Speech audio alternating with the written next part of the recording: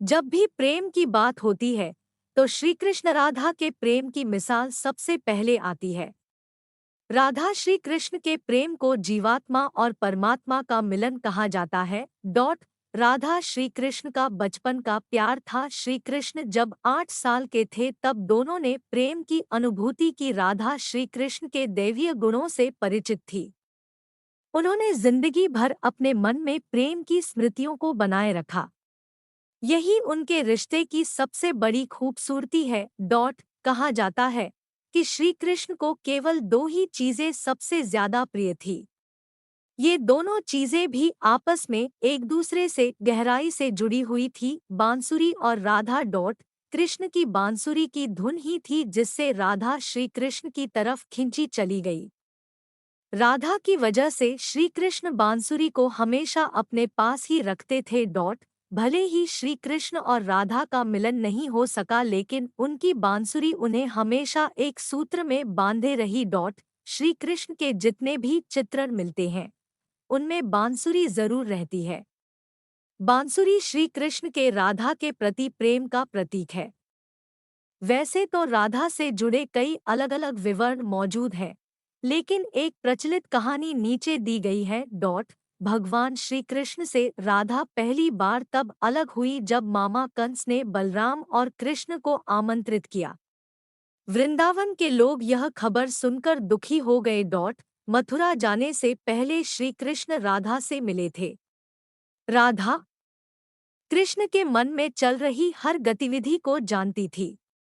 राधा को अलविदा कह कृष्ण उनसे दूर चले गए।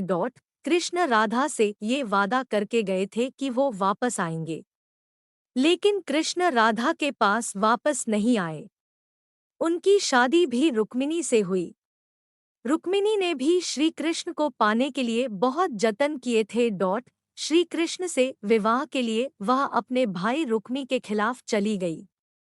राधा की तरह वह भी श्री कृष्ण से प्यार करती थी। रुक्मिणी ने श्री कृष्ण को एक प्रेम पत्र भी भेजा था कि वह आकर उन्हें अपने साथ ले जाएं। इसके बाद ही कृष्ण रुक्मिणी के पास गए और उनसे शादी कर ली। कृष्ण के वृंदावन छोड़ने के बाद से ही राधा का वर्णन बहुत कम हो गया। राधा और कृष्ण जब आखिरी बार मिले थे तो राधा ने कृष्ण से कहा था कि भले ही वो उनसे दूर जा रहे हैं, लेकिन मन से कृष्ण हमेशा उनके साथ ही रहेंगे।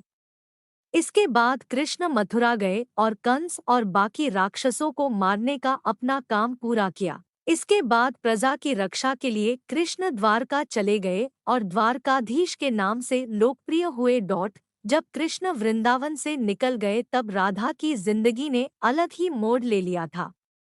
राधा की शादी एक यादव से हो गई। राधा ने अपने दाम्पत्य जीवन की सारी रस्में निभाईं और बूढ़ी हुई, लेकिन उनका मन तब भी कृष्ण के लिए समर्पित था। राधा ने पत्नी के तौर पर अपने सारे कर्तव्य पूरे किए। दूसरी तरफ श्री कृष्ण ने अपने दैवीय कर्तव्य निभाए। सारे कर्तव्यों से मुक्त होने के बाद राधा आखिरी बार अपने प्रियतम कृष्ण से मिलने गई। जब वह द्वारका पहुंची तो उन्होंने कृष्ण के रुक्मिणी और सत्यभामा से विवाह के बारे में सुना, लेकिन वह दुखी नहीं हुई। जब कृष्ण ने राधा को देखा तो बहुत प्रसन्न हुए। दोनों संकेतों की भाषा में एक दूसरे से काफी देर तक बातें करते रहे। राधा जी को कान्हा की नगरी द्वारिका में कोई नहीं पहचानता था। राधा के अनुरोध पर कृष्ण ने उन्हें महल में एक देविका के रूप में नियुक्त किया। राधा दिन भर महल में रहती थी और महल से जुड़े कार्य देखती थी। मौका मिलते ही वह कृष्ण के दर्शन कर लेती थी, लेकिन महल में राधा ने श्री कृष्ण के साथ पहले की तरह का आध्यात्मिक जुड़ाव महसूस नहीं कर पा रही थी, इसलिए राधा ने महल से दूर जाना तय किया।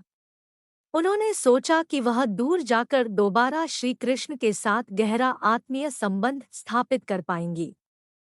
उन्हें नहीं पता था कि वह कहाँ जा रही है, लेकिन भगवान श्री कृष्ण जानते थे। धीरे धीरे समय बीता और राधा बिल्कुल अकेली और कमजोर हो गई। उस वक्त उन्हें भगवान श्री कृष्ण की आवश्यकता पड़ी। आखिरी समय में भगवान श्री कृष्ण उनके सामने आ गए। कृष्ण ने राधा से कहा कि वह उनसे कुछ मांगे, लेकिन राधा ने मना कर दिया। कृष्ण के दोबारा अनुरोध करने पर राधा ने कहा कि वह आखिरी बार उन्हें बांसुरी बजाते देखना चाहती है। श्री कृष्ण ने बांसुरी ली और बेहद सुरीली धुन में बजाने लगे। श्री कृष्ण ने दिन रात बांसुरी बजाई जब तक राधा आध्यात्मिक रूप से कृष्ण में विलीन नहीं हो गई। बांसुरी की धुन सुनते सुनते राधा ने अपने शरीर का त्याग कर दिया। हालांकि भगवान कृष्ण जानते थे कि उनका प्रेम अमर है, बावजूद वे राधा की मृत्यु को बर्दाश्त नहीं कर सके। कृष्ण ने प्रेम के प्रतीकात्मक अंत के रूप में बांसुरी तोड़कर झाड़ी में फेंक दी। उसके बाद से श्री कृष्ण ने जीवन भर बांसुरी या कोई अन्य वादक यंत्र नहीं बजाया। कहा जाता है कि जब द्वापर युग में नारायण ने श्री कृष्ण का जन्म लिया था, तब माँ लक्ष्मी ने राधा रानी के रूप में जन्म लिया था ताकि मृत्यु लोक में भी वे उनके साथ ही रहे।